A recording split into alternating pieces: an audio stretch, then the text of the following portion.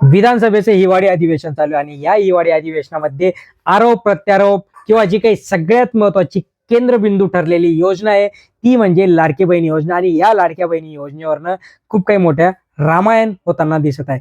आता रामायण महाभारत कसं होते, कालच बीजेपीचे एक आमदार त्यांनी सांगितले की लाडक्या बहिणींना तुम्ही पैसे देताय ठीक आहे, पण त्या लाडक्या बहिणींना पैसे नको आहेत, त्यांच्या घरचे जे काही संसार उद्ध्वस्त होत आहेत जशा पद्धतीने, तर कुठल्या पद्धतीने जी की दारू वगैरे या सगळ्या गोष्टी, या गोष्टींवर आळा घालणं गरजेचं आहे। त्यावर देवेंद्र फडणवीस म्हटले की जास्त बोलाल तर घरी बसावं लागेल, ही एका पद्धतीने धमकी देवेंद्र फडणवीसने त्यांच्याच आमदाराला दिली। आज विधानसभेमध्ये लाडक्या बहिणीवरनं परत एकदा वादंग पेटलं। वादंग म्हटण्यापेक्षा एकनाथ शिंदे, आता एकनाथ शिंदे यांची जी काही छवी बनली, एकनाथ शिंदे घराघरात पोचले ती म्हणजे लाडक्या बहिणी योजनेमुळे। आता ही लाडकी बहिणी योजनेवरनं एकनाथ शिंदे यांनी विरोधकांना परत एकदा टोला मारला। कसा मारला की ते तुम्हाला व्हिडिओच्या पुढे बघायलाच मिळणार आहे, त्यामुळे शेवटपर्यंत तुम्ही बघाच। पण तत्पूर्वी आपण थोडंसं बोलून घ्या।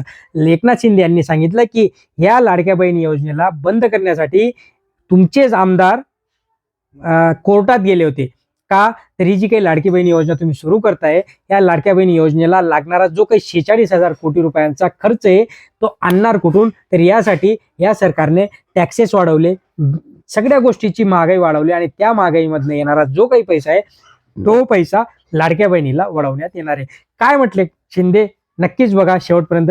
चॅनलला अजून सबस्क्राईब केलं नसेल सबस्क्राईब करा, लाईक करा, शेअर करा। धन्यवाद। आज लाडक्या बहिणीच्या संदर्भात नाना आपल्या आदिती तटकरे यांनी व्यवस्थित उत्तर दिलं।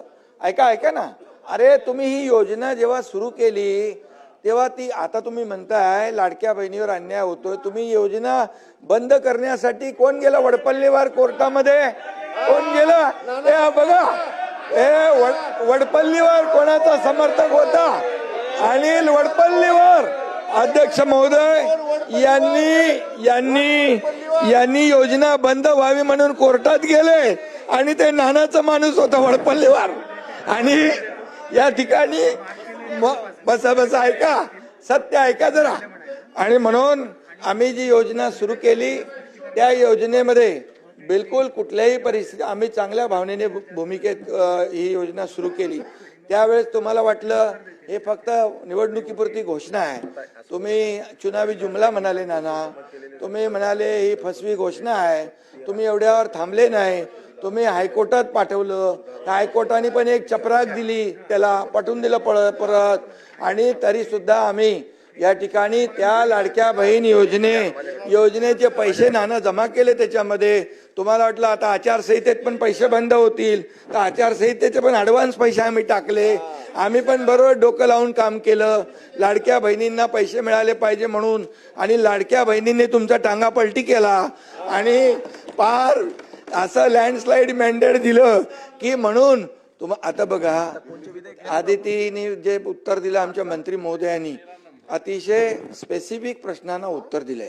आणि तुम्हाला सांगतो कुठल्याही परिस्थितीमध्ये लाडकी बहीण योजना तुम्हाला वाटतं कमी होईल, बंद होईल, मी सांगतो तुम्हाला लाडकी बहीण योजना कधीही बंद होणार नाही। आणि सांगतो तुम्हाला, तुम्ही 2100 रुपये बोलले, योग्य वेळी आम्ही जे जे बोललोय ते सगळं पूर्ण करणार नाना।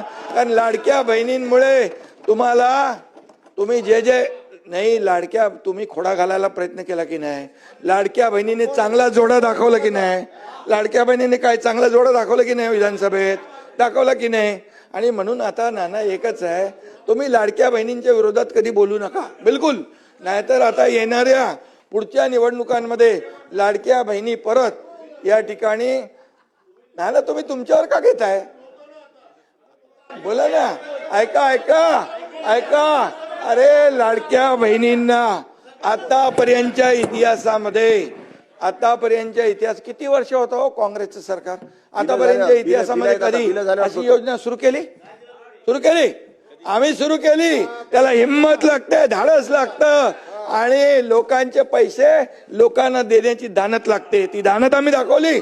आणि म्हणून या ठिकाणी तुम्हाला सांगतो लाडकी बहीण योजना कधी बंद होणार नाही, जे जे आम्ही बोललोय ते पूर्ण करणार आणि करणार। योग्य वेळी योग्य वेळी योग्य वेळी योग्य वेळी देणार.